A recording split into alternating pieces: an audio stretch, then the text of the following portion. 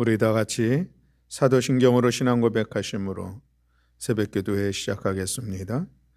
나는 전능하신 아버지 하나님 천지의 창조주를 믿습니다. 나는 그의 유일하신 아들 우리 주 예수 그리스도를 믿습니다.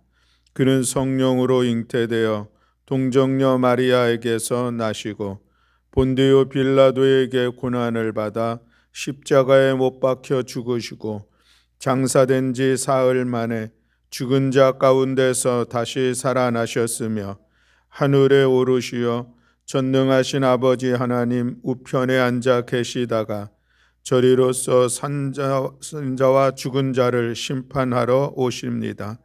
나는 성령을 믿으며 거룩한 공교회와 성도의 교제와 죄를 용서받는 것과 몸의 부활과 영생을 믿습니다. 아멘. 우리 찬송가 364장 찬송하시겠습니다. 찬송가 364장입니다.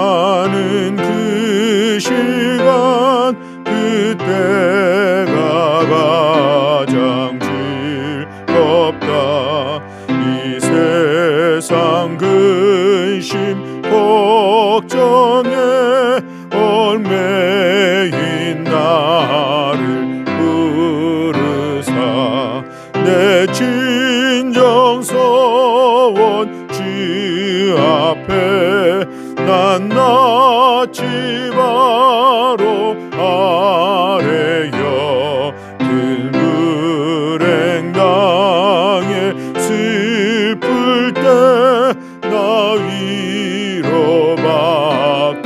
하시네.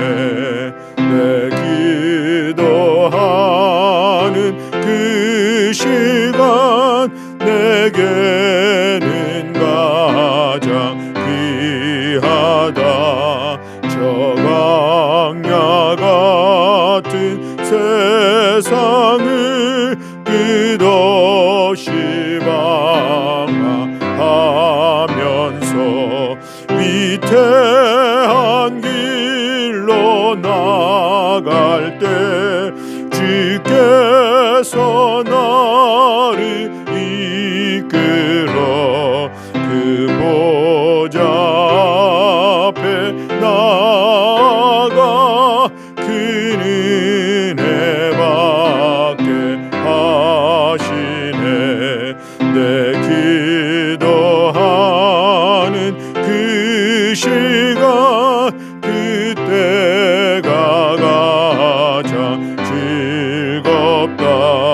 이때 끝은 근대로 내 마음 심히 아파도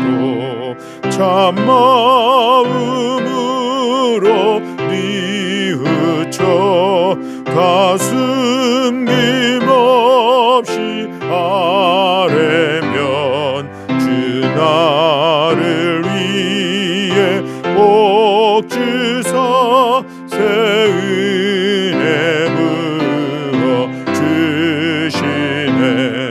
내 기도하는 그 시간 그때가 가장 즐겁다.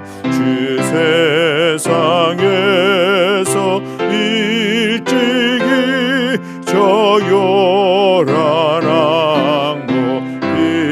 피하여 빈들에서 나 산에서 온 마음을 세워 지내사 주 예수 친히 기도로 근본을 보 주셨네. 아멘.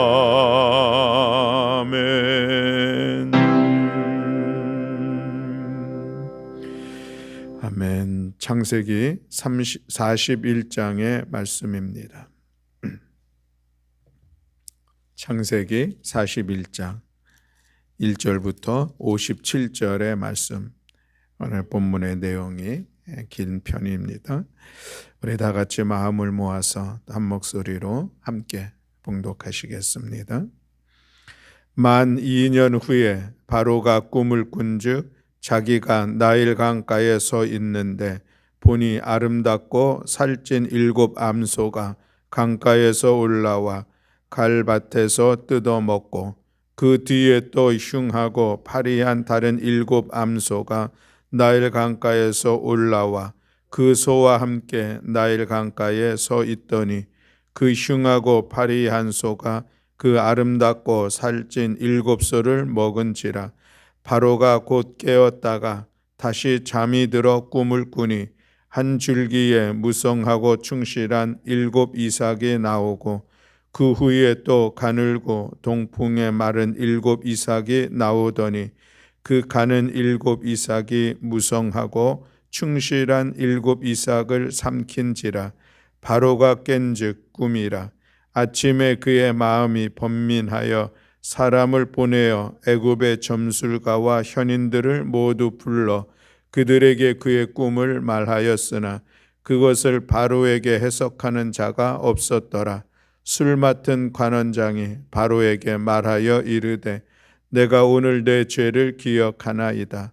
바로께서 종들에게 노하사 나의 떡 굽는 관원장을 친위 대장의 집에 가두셨을 때에 나와 그가 하룻밤에 꿈을 꾼즉 각기 뜻이 있는 꿈이라.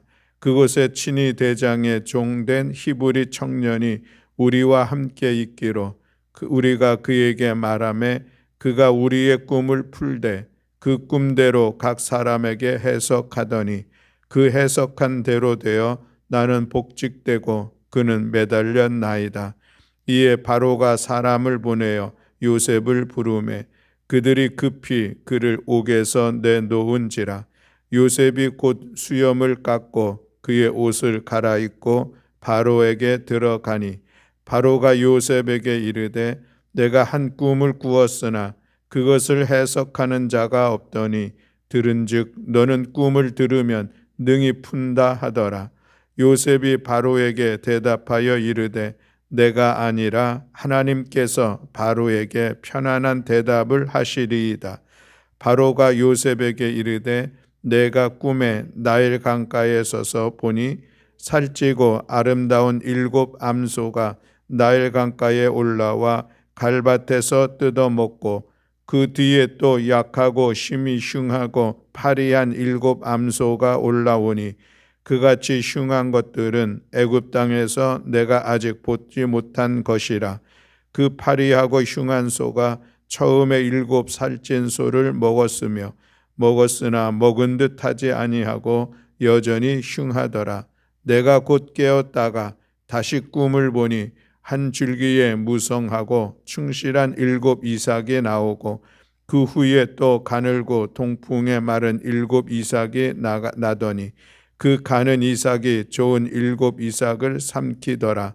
내가 그 꿈을 점술가에게 말하였으나 그것을 내게 풀이해 주는 자가 없느니라. 요셉이 바로에게 아뢰되 바로의 꿈은 하나라. 하나님이 그가 하실 일을 바로에게 보이심이니이다. 7 좋은 암소는 7 회요 7 좋은 이삭도 7 회니 그 꿈은 하나라. 그 후에 올라온 파리하고 흉한 7 소는 7년이요 동풍에 말라 속이 빈 7 이삭도 7 회 흉년이니 내가 바로에게 이르기를 하나님이 그가 하실 일을 바로에게 보이신다 함이 이것이라. 온 애굽 땅에 7 회 큰 풍년이 있겠고 후에 7 회 흉년이 들므로 애굽 땅에 있던 풍년을 다 잊어버리게 되고 그 땅이 그 기근으로 망하리니 후에 든 그 흉년이 너무 심함으로 이전 풍년을 이 땅에서 기억하지 못하게 되리이다. 바로께서 꿈을 2번 겹쳐 꾸신 것은 하나님이 이 일을 정하셨습니다. 하나님이 속히 행하시리니 이제 바로께서는 명철하고 지혜 있는 사람을 택하여 애굽 땅을 다스리게 하시고 바로께서는 또 이같이 행하사 나라 안에 감독관들을 두어 그 7해 풍년에 애굽 땅의 5분의 1을 거두되 그들로 장차 올 풍년의 모든 곡물을 거두고 그 곡물을 바로의 손에 돌려 양식을 위하여 각 성읍에 쌓아두게 하소서. 이와 같이 그 곡물들을 이 땅에 저장하여 애굽 땅에 임할 7해 흉년에 대비하시면 땅이 이 흉년으로 말미암아 망하지 아니하리이다. 바로와 그의 모든 신하가 이 일을 좋게 여긴지라. 바로가 그의 신하들에게 이르되 이와 같이 하나님의 영에 감동된 사람을 우리가 어찌 찾을 수 있으리요 하고 요셉에게 이르되 하나님이 이 모든 것을 네게 보이셨으니 너와 같이 명철하고 지혜 있는 자가 없도다. 너는 내 집을 다스리라. 내 백성이 다 내 명령에 복종하리니 내가 너보다 높은 것은 내 왕자뿐이니라. 바로가 또 요셉에게 이르되 내가 너를 애굽 온 땅의 총리가 되게 하노라 하고 자기의 인장 반지를 빼어 요셉의 손에 끼우고 그에게 세마포 옷을 입히고 금 사슬을 목에 걸고 자기에게 있는 버금 수레에 그를 태우매 무리가 그의 앞에서 소리 지르기를 엎드리라 하더라. 바로가 그에게 애굽 전국을 총리로 다스리게 하였더라. 바로가 요셉에게 이르되 나는 바로라. 애굽 온 땅에서 내 허락이 없이는 수족을 놀릴 자가 없으리라 하고 그가 요셉의 이름을 사브낫 바네아라고 하고 또 온의 제사장 보디벨라의 딸 아스낫을 그에게 주어 아내로 삼게 하니라. 요셉이 나가 애굽 온 땅을 순찰하니라. 요셉이 애굽 왕 바로 앞에 설 때에 30세라. 그가 바로 앞을 떠나 애굽 온 땅을 순찰하니 7해 풍년에 토지 소출이 심히 많은지라. 요셉이 애굽 땅에 있는 그 7년 곡물을 거두어 각 성에 저장하되 각 성읍 주위의 밭의 곡물을 그 성읍 중에 쌓아두매 쌓아둔 곡식이 바다 모래같이 심이 많아 세기를 그쳤으니 그 수가 한이 없음이었더라.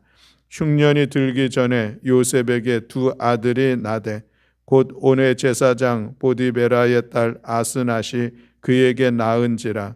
요셉이 그의 장남의 이름을 므낫세라 하였으니 하나님이 내게 내 모든 고난과 내 아버지의 온 집 일을 잊어버리게 하셨다 하미요 차남의 이름을 에브라임이라 하였으니 하나님이 나를 내가 수고한 땅에서 번성하게 하셨다 함이었더라.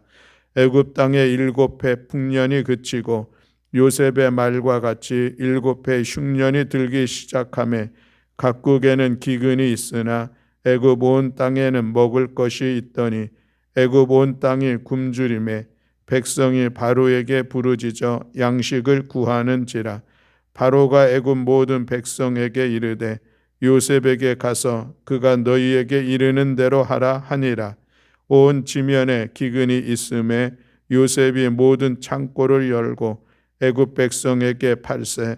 애굽 땅에 기근이 심하며 각국 백성도 양식을 사려고 애굽으로 돌아와 요셉에게 이르렀으니 기근이 온 세상에 심함이었더라. 아멘. 할렐루야. 아멘.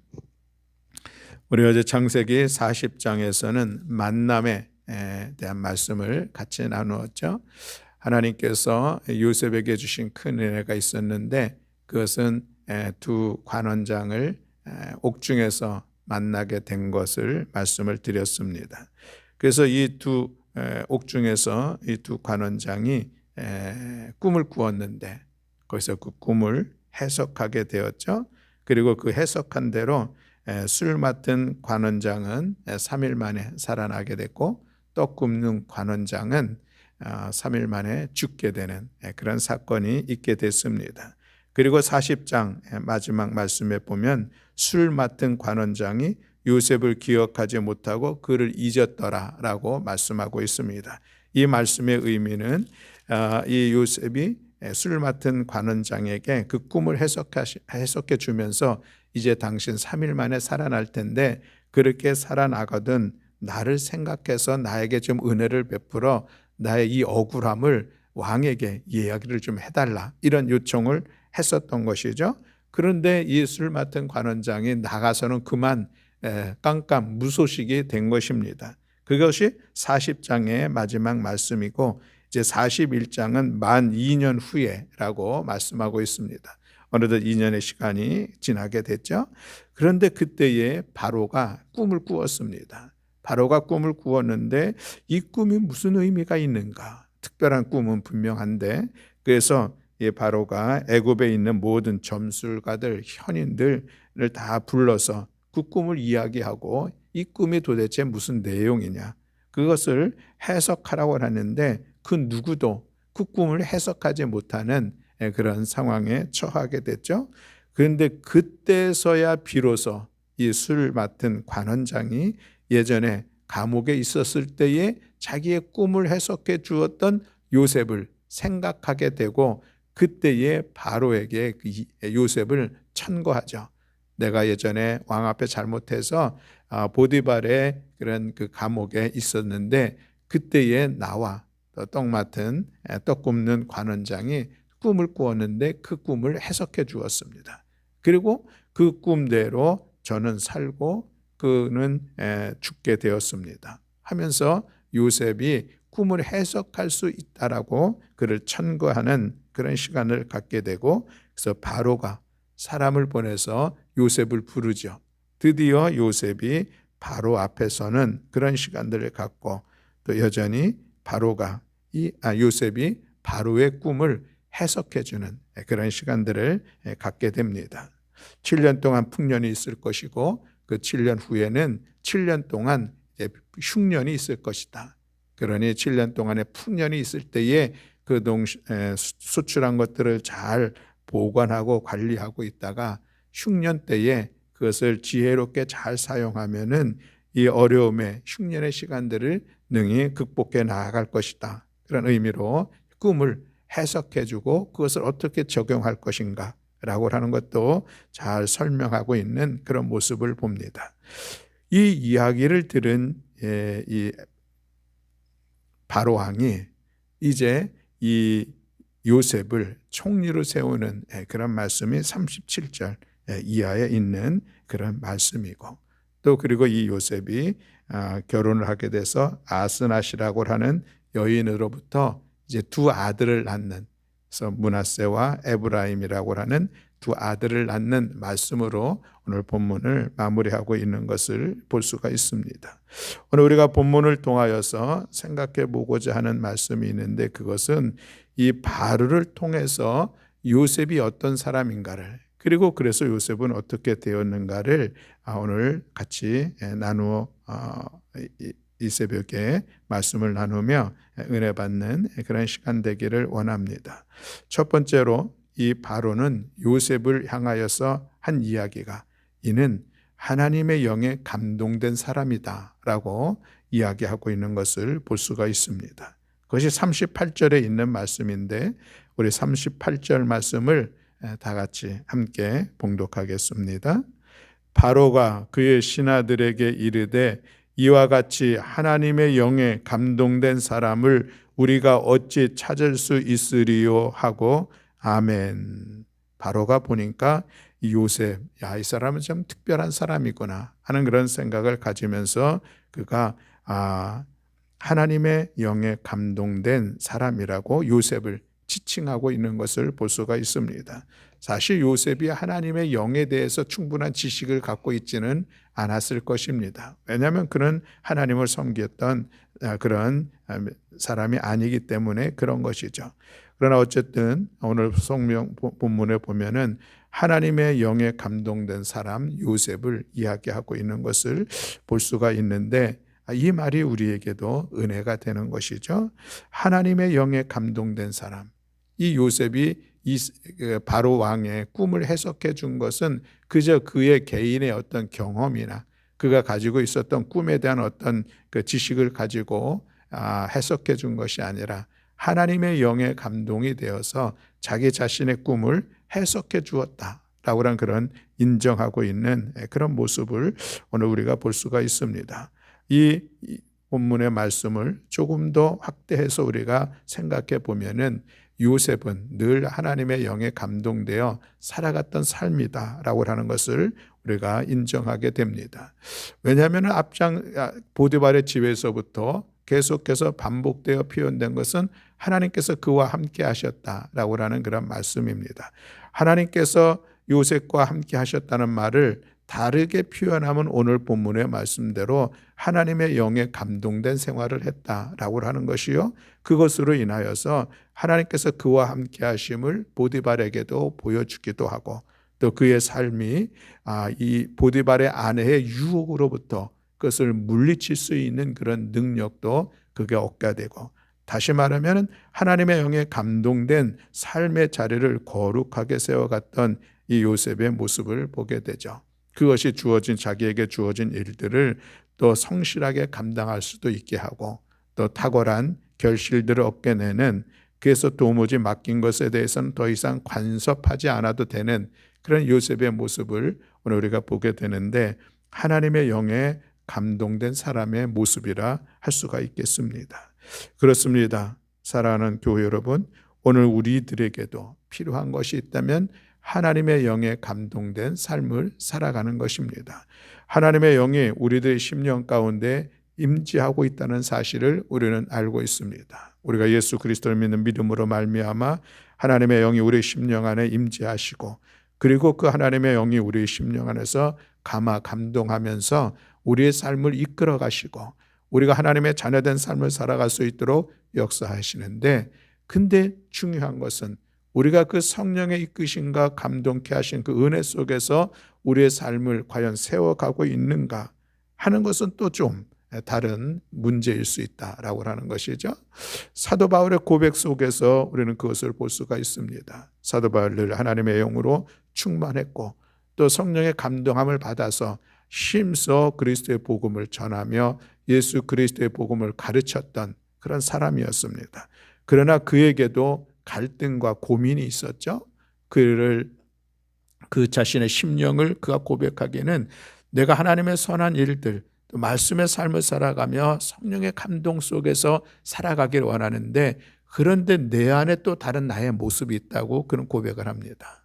그것이 바로 남아있는 이 죄의 본질, 본성, 그래서 그 죄의 강력히 이끌어가는 그래서 선함을 원함에도 악한 일을 하려고 하는 그런 두 가지 마음이 그 안에서 갈등으로 나타나고 있는 것을 고백하죠. 오호라 나는 공고한 자로다 탄식하는 그의 모습을 보게 됩니다.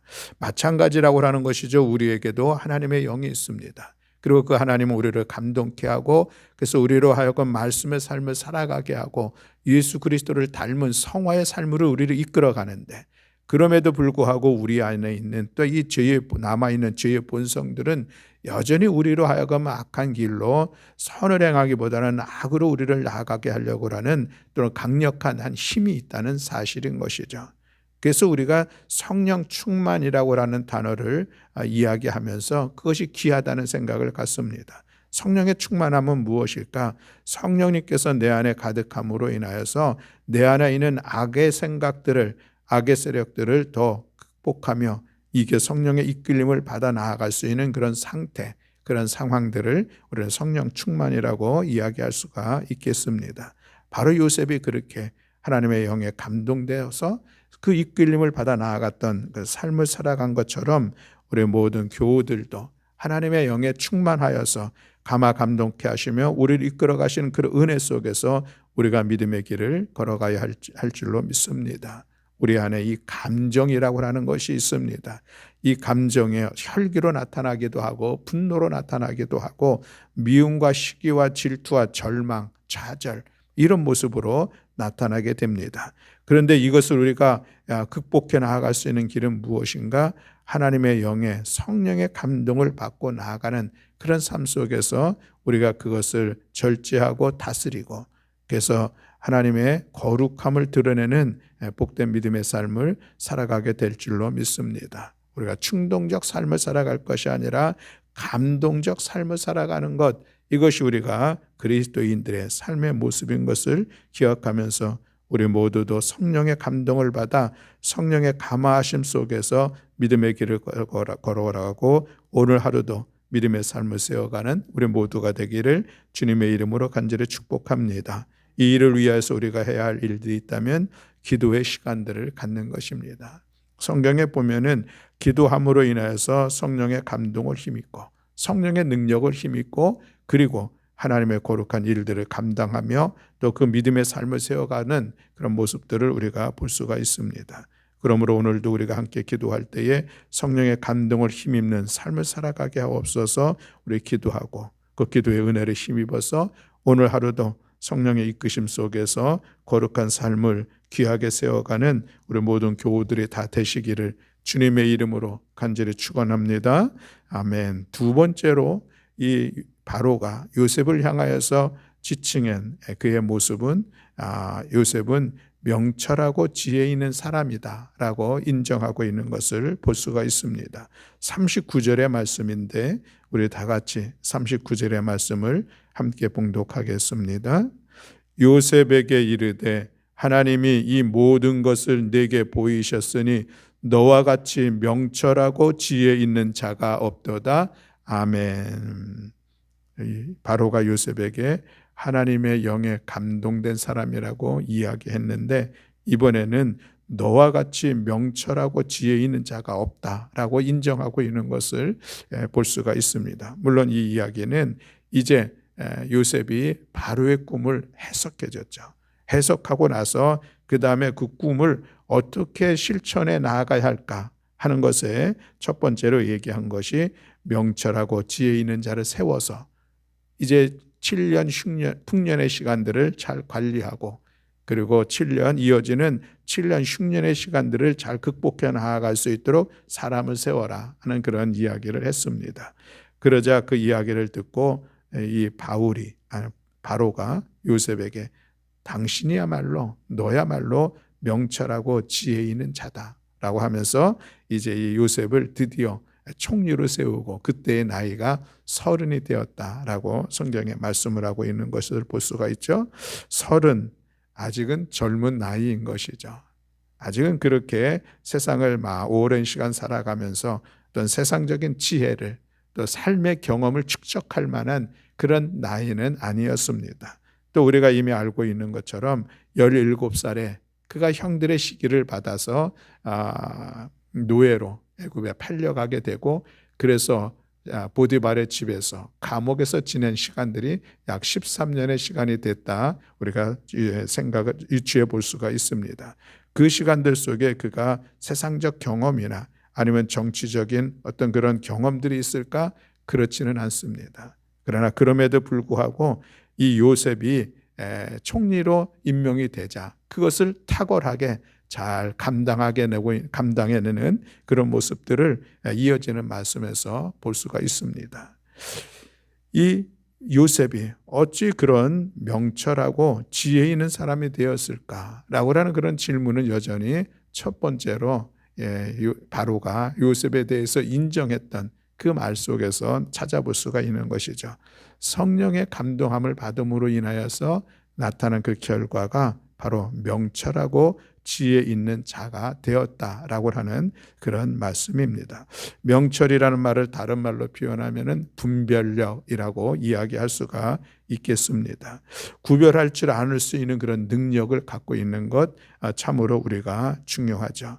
그런데 여러분 이 사람의 명철이라고 하는 것이 어디로부터 나올까? 하나님으로부터 나온다는 것이죠. 성령의 역사하심 속에서 성령의 이끄심 속에서 우리 인간의 명철함과 지혜로움이 나올 수 있다라고 하는 것입니다. 그래서 우리는 성령을 지혜의 영 이렇게 이야기를 합니다.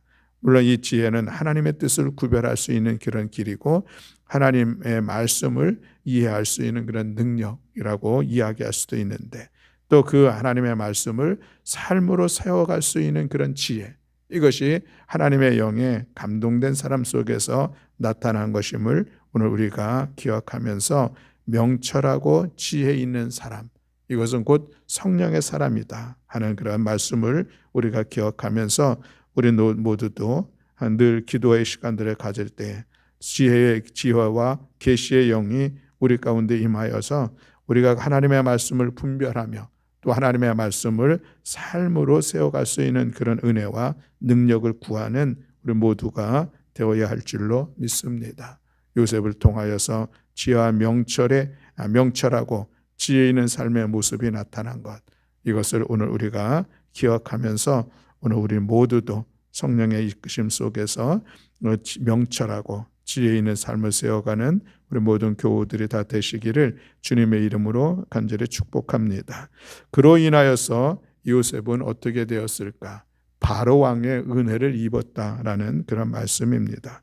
오늘 40절과 40절부터 43절에 있는 말씀을 우리 다시 한번 봉독하고자 합니다. 40절부터 43절의 말씀 함께 봉독하겠습니다. 너는 내 집을 다스리라. 내 백성이 다 내 명령에 복종하리니 내가 너보다 높은 것은 내 왕자뿐이니라. 바로가 또 요셉에게 이르되 내가 너를 애굽 온 땅의 총리가 되게 하노라 하고 자기의 인장 반지를 빼어 요셉의 손에 끼우고 그에게 세마포 옷을 입히고 금 사슬을 목에 걸고 자기에게 있는 복음 수레에 그를 태우매 무리가 그의 앞에서 소리 지르기를 엎드리라 하더라. 바로가 그에게 애굽 전국을 총리로 다스리게 하였더라. 아멘. 성령의 감화 감동을 받고 그래서 그가 명철하고 지혜 있는 자가 됨으로 인하여서 드디어 그의 꿈을 이루어가게 됐는데, 그것은 애굽에게 바로 왕에게 은혜를 입었다라고 하는 그런 말씀이죠. 은혜를 입었다는 것은 신임을 얻었다라고 하는 그런 말씀으로 우리가 본문을 볼 수가 있습니다. 창세기 39장 4절 말씀에도 보면은 요셉이 그의 주인에게 은혜를 입어 섬겼다, 이 말씀이 있는데 은혜를 입었다고 하는 것은 충분히 신임을 받았다라고 하는 그런 의미로 우리가 볼 수 있는 그런 단어인 것이죠. 그렇습니다. 여러분, 우리가 성령의 감화 감동을 받고서 우리가 살아가는 삶의 자리가 참으로 명철하고 지혜롭게 살아가고 그로 인하여서 우리가 신임을 얻는, 인정함을 받는 그런 삶의 결과들이 나타나게 된다라는 그런 말씀입니다. 물론 이것은 우리가 믿지 않는 사람들로부터 인정받는 그런 삶을 살아가는 것이죠. 하나님을 믿는 믿음의 사람들, 예수 그리스도를 믿는 믿음의 사람들의 신실함들을 인정받고 그의 탁월함들을 인정받는 그런 모습들, 이것이 오늘 요셉의 모습이라고 하면 오늘 우리들의 삶의 자리에서도 우리 직장생활과 우리 사회생활 속에서도 우리가 진정 성령의 이끌림을 받으면 이런 삶의 구별됨이 나타나야 한다는 말씀입니다. 우리가 성령 충만함이라고 하는 것이 어떤 성령의 신비한 은사와 능력을 이해하게 하는 것은 결코 아니라 하겠습니다. 성령님께서 우리 심령 안에 계시고 우리의 삶을 이끌어 가시고 우리 안에 감화 감동케 하시고 우리에게 분별할 수 있는 지혜도 능력도 허락해 주신다고 하면 그것은 우리의 신앙생활뿐만이 아니라 우리들의 사회생활 속에서도 우리의 직장생활 속에서도 사람들과의 관계 속에서도 그 모습이 나타나야 한다는 것입니다. 왜냐하면 성령 충만은 예배에만 임재하는 그런 상황이 아니기 때문에 늘 성령의 충만함을 받는 그런 모습들, 늘 하나님은 나와 함께 하신다고 하는 임마누엘의 삶을 살아가는 것은 여전히 우리의 모든 삶의 영역 속에서 동일하게 드러나야 한다는 것이죠. 우리가 예배 가운데 하나님의 은혜를 힘입을 수 있고 하나님의 능력을 힘입을 수 있고 또 그렇다고 하면 그것이 우리의 삶의 자리에서 그 은혜와 능력을 가지고 살아가는 것, 이것이 우리들의 삶에 요셉처럼 성실함으로 나타나게 되고 요셉처럼 탁월하게 그 일들을 감당하게 되고 그래서 인정받는 그런 삶의 자리를 세워간다는 것입니다. 여러분, 우리가 성령 충만은 그저 예배 안에서만, 기도의 시간들 속에서만 우리에게 필요한 것이 아니라 직장 생활 속에서 우리는 성령의 이끌림을 받는, 성령의 감동함을 받는 그런 삶을 살아가야 한다는 것입니다.